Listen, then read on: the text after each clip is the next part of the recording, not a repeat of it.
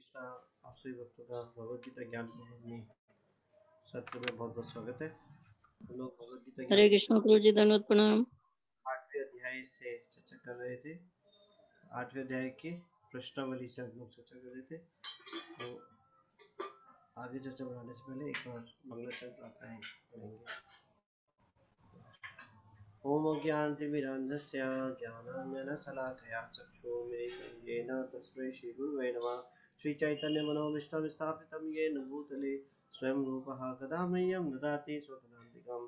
वन्देऽहं श्रीगुरू श्रीयुतापदकमलं श्रीगुरून् वैष्णवांश्च च श्रीरूपं साग्रजातं सैगणरघुनाथान्वितं तं सजीवं साद्वैतं सावधूतं परिजनसहितं कृष्णचैतन्यदेवं श्रीराधाकृष्णपादान् सैगण ललिता श्री विशाखान्वितांश। हे कृष्ण करुणा सिंधो दीनबंधो जगतपते गोपेश गोपिकांत राधाकांत नमोस्तुते। तप्त कांचन गौरांगी राधे वृंदावनेश्वरी वृषभानुसुते देवी प्रणमामि हरिप्रिये। वाञ्छा कल्पतरुभ्यश्च कृपा सिन्धुभ्यैव च पतितानां पावनेभ्यो वैष्णवेभ्यो नमः। जय श्री कृष्ण चैतन्य प्रभु नित्यानंद श्री अद्वैत गदाधर श्रीवासादि गौर भक्तवृंद। हरे कृष्ण कृष्ण कृष्ण हरे हरे हरे राम राम राम हरे हरे। धन्यवाद। भगवद गीता ज्ञान प्रबोधिनी के अध्याय के भगवद गीता पे आधारित प्रश्नावली पे हम लोग थे। तो इस प्रश्नावली के पहले 7 प्रश्नों को सॉल्व करना था भगवद गीता के चौथे अध्याय के दूसरे श्लोक से। तो श्लोक अनुवाद और तात्पर्य हमने पढ़ लिया था। तो आप सभी भक्तों से प्रश्न है, प्लीज अपने हैंड्स रेज कीजिएगा। भगवद गीता किसके लिए नहीं है? पहला प्रश्न, please raise your hands. Sonal सोने माता जी। हरे कृष्णा प्रभु जी, दंडवत प्रणाम। प्रभु जी, निश्चय ही भगवत गीता कभी भी आसुरी एक्सक्यूज मी प्रभु, कभी भी आसुरी पुरुषों के लिए नहीं थी जिनसे किसी को भी इसका लाभ न मिलता और जो अपनी अपनी सनक के अनुसार विभिन्न प्रकार की विवेचना करते। हरे कृष्णा प्रभु जी, दंडवत प्रणाम। इसमें कोई कुछ ऐड करना चाहते हैं? और कोई विचार गोपाल जी ने बता ही दिया है, और भी कुछ जो अपना लेक्चर्स में सुना है तो इसमें कुछ ऐड करना चाहते हैं? भगवद गीता किसके लिए नहीं है? नहीं है।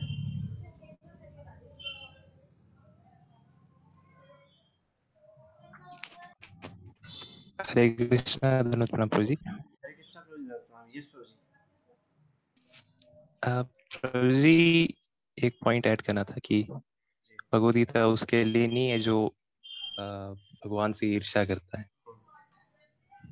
ओके, ठीक है, थैंक यू।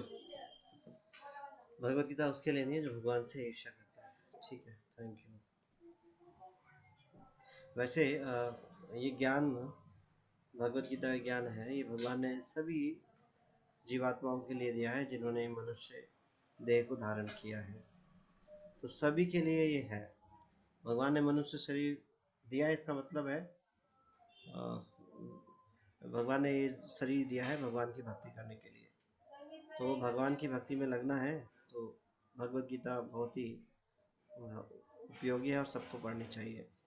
लेकिन जो ईर्ष्यालु व्यक्ति है वो उसके मन गढ़ंत कुछ विचार निकालते हैं और भगवान के प्रति अपराध करते हैं। तो ऐसा ऐसे व्यक्तियों के लिए नहीं है। जो विनम्रता के भाव से प्रमाणित गुरु की शरण लेकर इसको पढ़ने के लिए तैयार है वो इसका पूरा लाभ उठा सकते हैं। ठीक है, थैंक यू। तो दूसरा प्रश्न है, भगवद गीता किसके लिए है? पहला प्रश्न था किसके लिए नहीं है, और भगवद गीता किसके लिए है? तो एक मिनट में हैंड्स डाउन कर रहा हूँ, आप सभी दोबारा रेस कीजिएगा।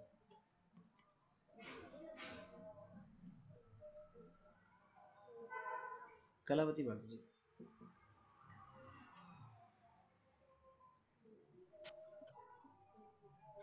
हरे कृष्णा प्रभु जी, दंडवत प्रणाम। यस माता जी। हरे कृष्णा प्रभु जी। हरे कृष्णा माता जी।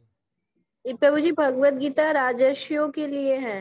वैसे तो भगवत गीता सबके लिए, लेकिन स्पेशली राजर्षियों के लिए है, ताकि वे अपने माने प्रजा का शासन ठीक से कर सके, प्रजा पर शासन ठीक से कर सके। हरे कृष्णा प्रभु जी, दंडवत प्रणाम। हरे कृष्णा।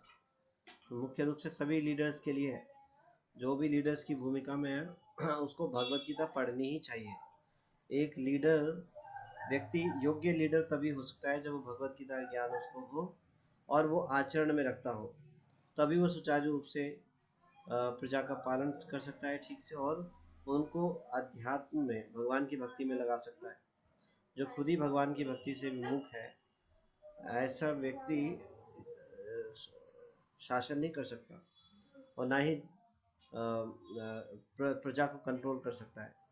भगवान का भक्त ही सही रूप से चला सकता है। तो राज ऋषियों के लिए तो भगवत गीता का उद्देश्य है कि सभी लीडर्स पढ़ें और सबको भक्त बनाएं।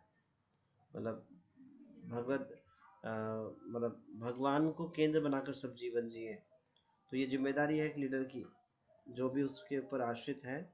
ऐसा श्रीमद् भागवतम बताती है 5वें स्कंद के 5वें अध्याय के 18वें श्लोक में, गुरु न सस्यात् स्वजनो न सस्यात् देवो न सस्यात् पति न सस्यात् जननी न सस्यात्।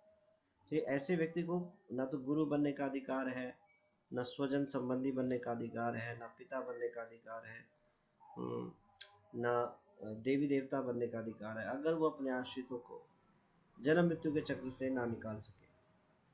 तो स्पेशली ये राजर्षियों के लिए है, जिससे कि वो सबको भगवान की भक्ति में लगा कर रखे। युधिष्ठिर महाराज एक ऐसे राजा थे, चक्रवर्ती राजा, पूरे विश्व के राजा थे, पूरा विश्व ही भारत था। तो उनके राज्य में वो अपने सैनिकों को भेजते थे, पूरे चारों तरफ दिशाओं में भेजते थे, ये देखने के लिए जाइए कौन एकादशी का पालन नहीं कर रहा, कौन भगवान की भक्ति नहीं कर रहा। तो ये जिम्मेदारी लेते थे राजा अपने प्रजा की, सब भगवान की भक्ति में लगे, अपने जीवन को सफल बनाए। तो आज की डेट में कौन खुद राजा को नहीं पता एकादशी का व्रत रखना चाहिए, इतना इम्पोर्टेंट है, भगवान की भक्ति करनी चाहिए। तो पहले ऐसे राजऋषि होते थे कि वो एक अलग से विभाग होता था देखने के लिए कि कौन भगवान, देखने के लिए कि लोगों की भक्ति ठीक से चल रही है। सैनिक जाते थे देखने के लिए कि जाके जाइए ढूंढ कर देखिए कोई काशी का ऐसा कोई व्यक्ति तो नहीं है जो काशी का पालन नहीं कर रहा है। कितनी विशेष बात थी पहले। थर्ड प्रश्न, हम किस आधार पर कह सकते हैं कि गीता का मूल उद्देश्य उच्छिन्न हुआ है?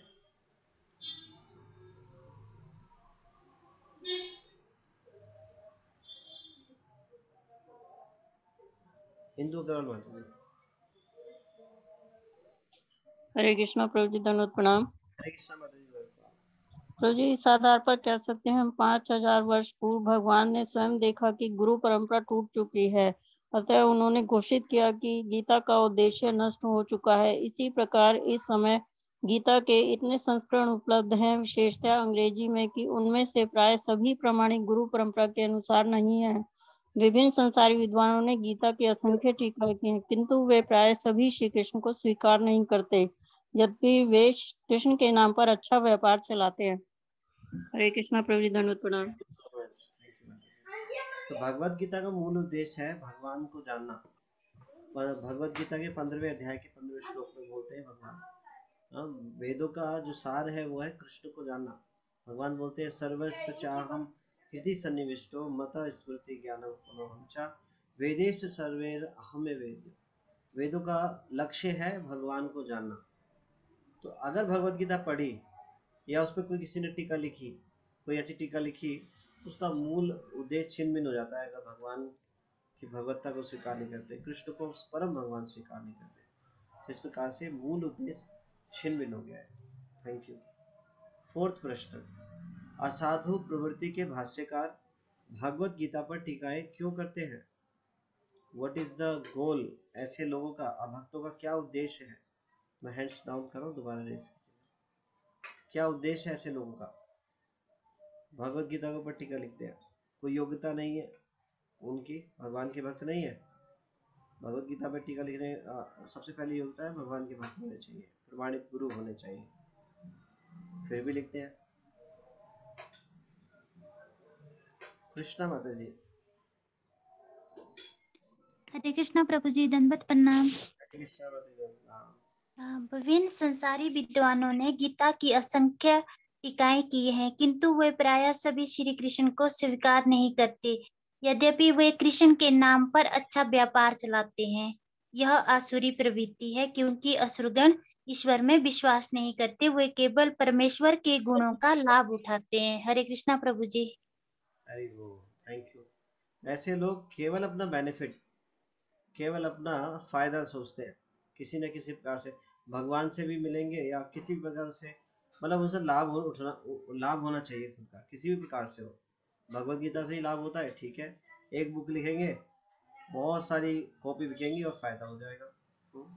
इस प्रकार से मतलब मॉनेटरी बेनिफिट या किसी भी प्रकार का, या सो यश, जैसे बहुत से लोग लिखेंगे भगवत गीता, किस लिए?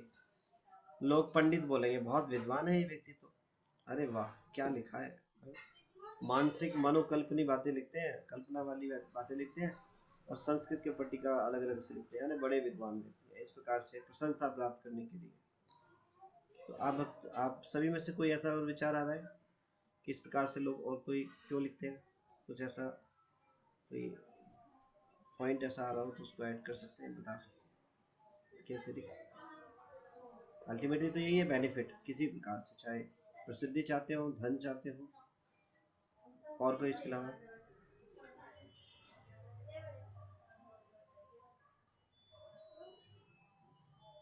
और कोई आ रहा है माइंड, किसी के माइंड में?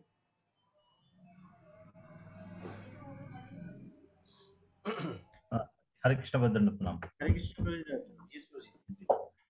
तो जो मुझे लगता है कि भगवत गीता के अलावा ऐसा कोई और शास्त्र नहीं है जिसमें ज्ञान का बिल्कुल कंसंट्रेटेड सा कुछ फॉर्म में किसी में हो पाती है। तो इसी में, और सबसे ज्यादा फेमस ग्रंथ भी भगवत गीता है प्रभु जी। फॉरेन में भी हम देखते हैं तो वो भगवत गीता के बारे में बहुत लोगों को पता है प्रभु जी। तो ऐसा लगता है। हरे कृष्ण।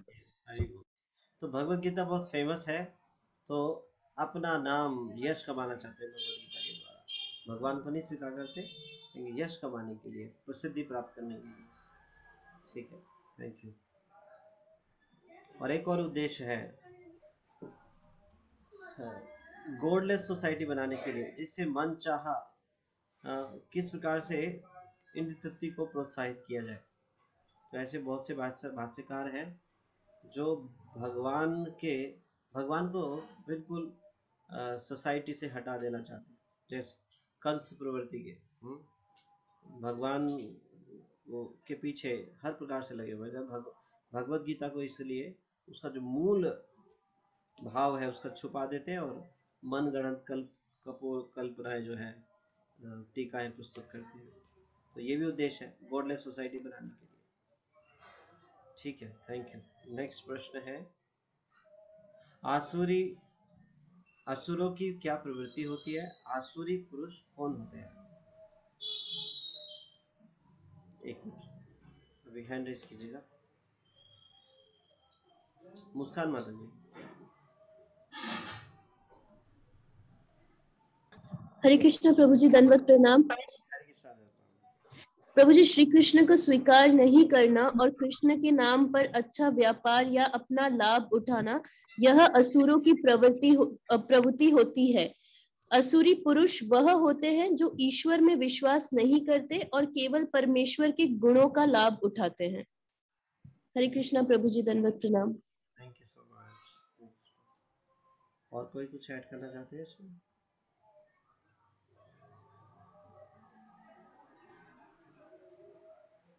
ठीक है, थैंक यू। नेक्स्ट प्रश्न है, मानवता के लिए महान वरदान कौन सा है? छठा प्रश्न, हैंड रेस कीजिएगा। मानवता के लिए महान वरदान कौन सा है?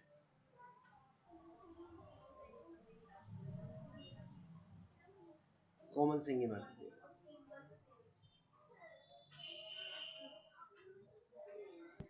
हरे कृष्णा प्रभु जी, दंडवत प्रणाम। हरे कृष्णा। प्रभु जी, भगवत गीता यथारूप मानवता के लिए महान वरदान है। हरे कृष्ण प्रभु जी, दंडवत प्रणाम। तो भगवत गीता मानवता के लिए सबसे महान वरदान है। तो भगवत गीता से जो वास्तविक ज्ञान है वो प्राप्त होता है कि हम कौन है, भगवान कौन है, भगवान से हमारा संबंध क्या है, और हम इस संसार में क्यों दुख कष्ट झेल रहे हैं, और इस संसार में जन्म मृत्यु चक्र क्यों है, कैसे इससे निकला जा सकता है, इसकी सब की डिटेल में इंफॉर्मेशन, कैसे जेल से निकला जाए। भगवत गीता वरदान है सबके लिए। तो जब भगवत गीता हम पढ़ते हैं, सुनते हैं और जब प्रचार कार्य में लगते हैं तो मतलब ये भ्रम नहीं होना चाहिए कि हम लोग सोसाइटी के लिए मतलब पर्सनल मतलब एज ए हमें ये सोचना चाहिए कि श्रील प्रभुपाद जी और इस्कॉन ये वरदान है मानवता के लिए, क्योंकि ये भगवत गीता की शिक्षाओं को सर्वत्र फैला रहे हैं। तो अगर हमें कुछ सेवा मिल पाती है और हम लोग गुरु कृपा से कुछ सेवा कर पाते हैं तो हमें अपने आप को अहंकार नहीं करना चाहिए, अपने आप को ही महान वरदान सोसाइटी के लिए सोचने लगे। तो ये सब उस प्रकार से है कि सब गुरु कृपा से ही हो पा रहा है, श्री प्रभुपाद जी की मर्जी से हो पा रहा है। तो महान वरदान क्या है?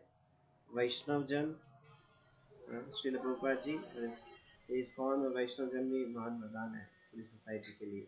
क्यों? क्योंकि महान वरदान को प्रदान कर रहे हैं। श्रीमद् भगवद गीता ज्ञान जो है सर्वत्र फैला रहे हैं बुक डिस्ट्रीब्यूशन के माध्यम से।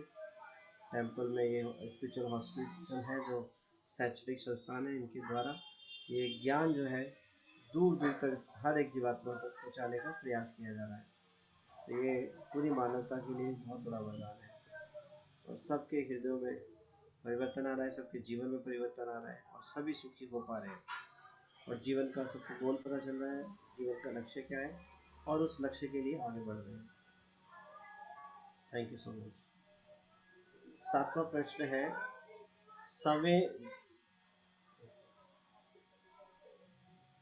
समय व्यर्थ मात्र क्या है? तो इस श्लोक में जो चर्चा की, समय व्यर्थ मात्र क्या है, तो ये प्रश्न खुशी सिंगल माने। हरे कृष्णा प्रभु जी, धन्यवाद प्रणाम। यदि भगवत गीता यथारूप को मानसिक चिंतन समझा जाए तो यह समय व्यर्थ मात्र होगा।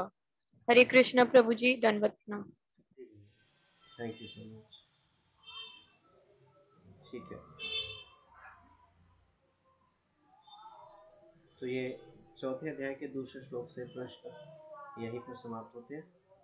तो आगे के जो श्लोक हैं, चौथे अध्याय का तीसरा श्लोक और चौथा श्लोक आप ही पढ़ के आइएगा। और इसके प्रश्न है 8वें प्रश्न से लेकर 13वें प्रश्न तक। ये प्रश्नों को सॉल्व करेंगे भगवद गीता के चौथे अध्याय के तीसरे श्लोक से। तो आप कल ही पढ़ के आइएगा। एक बार मैं प्रश्न दोहरा रहा हूँ। 8वां प्रश्न है जो कि आपको चौथे अध्याय के तीसरे श्लोक से सॉल्व करने हैं। 3 प्रश्न, 8वां, 9वां, 10वां, और चौथे अध्याय के चौथे श्लोक से 11, 12, 13 और 14 प्रश्न, ये 4 प्रश्नों को सॉल्व करना है। तो एक बार मैं प्रश्न दोहरा रहा हूँ और आप इसको पढ़ के आइएगा। भगवान ने अर्जुन को भगवत गीता के ज्ञान का पात्र क्यों चुना? What was the reason Krishna chose Arjuna to deliver Bhagavad Gita? भगवान ने अर्जुन को भगवत गीता के ज्ञान का पात्र क्यों चुना? पहला, तीसरे श्लोक से। इस तात्पर्य में असुर किसे कहा गया है? तो तात्पर्य में किसको असुर बताया गया उसका बताना है। कुमार्गों से बचने के लिए क्या चेतावनी है? क्या चेतावनी दी गई है जिससे हम कुमार्गों से बच जाए? तो चौथे अध्याय के तीसरे श्लोक से 3 प्रश्न सॉल्व करने हैं और चौथे अध्याय के चौथे श्लोक से ये 4 प्रश्न सॉल्व करने हैं। पहला प्रश्न है, यदि अर्जुन भगवान का भक्त है तो उसे यह संशय क्यों था कि भगवान ने वर्षों पहले विवस्वान को भगवत गीता ज्ञान दिया था? तो ये प्रश्न क्यों पूछा? अगर वो भगवान के भक्त हैं तो फिर संशय क्यों कर रहे हैं? भक्त होने का मतलब संशय नहीं होना चाहिए। तो अगर वो भगवान के भक्त हैं तो संशय क्यों है? तो ये प्रश्न को सॉल्व करना है। और सेकंड प्रश्न है इसी श्लोक से, असुर कृष्ण का वर्णन कैसे करते हैं? और तीसरा प्रश्न है, कृष्ण संबंधी विज्ञान को क्यों जानना चाहिए? कृष्ण संबंधी विज्ञान को क्यों जानना चाहिए? और चौथा प्रश्न है इस श्लोक से, चौथे श्लोक से, जब कृष्ण स्वयं के संबंध में बोलते हैं तो निम्नलिखित कैसे प्रभावित होते हैं? कौन? 3 क ख ग में बताया है, संसार, भक्तगण और असुर। जब कृष्ण स्वयं के संबंध में बोलते हैं तो निम्नलिखित कैसे प्रभावित होते हैं? कौन? संसार, भक्तगण और असुर। तो ये 4 प्रश्नों को सॉल्व करना है, 4 और 3 7 प्रश्नों को सॉल्व करना है भगवद गीता के 4थे अध्याय के 3रे और 4थे श्लोक से। तो आप कल से पढ़ के आइएगा और इन प्रश्नों को सॉल्व कीजिएगा। थैंक यू, धन्यवाद। प्रभु जी दंडवत प्रणाम जी। हरे कृष्ण जी, जय प्रभु जी मेरे को नहीं जोड़ा टेलीग्राम में प्रभु जी आपने। अच्छा, ये प्रभु जी भगवद गीता ज्ञान प्रबोधिनी के जो आप तो पुराने डिवोटीज हैं, तो उनको ऐड किया गया था, तो आपको तो ऑलरेडी ये सब आपको तो हो ही चुका है। नहीं नहीं नहीं प्रभु जी, और जो प्रश्न आते हैं ना मेरे को फिर मैं पढ़ लूं तो देख सकता हूँ, ऐसे जो आप देते हैं ना टेलीग्राम में वो मेरे को पता नहीं लगता, फिर अभी जल्दी जल्दी मैं लिख नहीं सकता हूँ इतनी जल्दी प्रभु जी। ठीक है, ठीक है प्रभु जी। अगर आप मेरे को जोड़ लेंगे नहीं टेलीग्राम में जो जोड़ गए तो मेरे पास से ये डाटा आ जाएगा ना जी, फिर मैं खुद देखता रहूंगा प्रभु जी। थैंक यू, बहुत बहुत धन्यवाद प्रभु जी। Thank you so much. Hare Krishna. आप सभी भक्तों को धन्यवाद। प्रभु जी कुछ देर में आने वाले हैं, कभी भागवतम लेक्चर होगा। और किसी कोई प्रश्न है आज की चर्चा से, या कोई कुछ ऐड करना चाहते हैं, कुछ बोलना चाहते हैं? हरे कृष्णा प्रभु जी, आवाज बहुत कम आ रही है। हरे कृष्णा। ओके, थोड़ी सी प्रॉब्लम है माता जी, इसमें सिस्टम में कम जाती है थोड़ी सी। ठीक है, ठीक है, तो आज की चर्चा को यहीं विराम देते हैं। श्री भगवद गीता ज्ञान प्रबोधिनी की जय। जय गुरु श्री लक्ष्मी जी की जय। हरि हरि।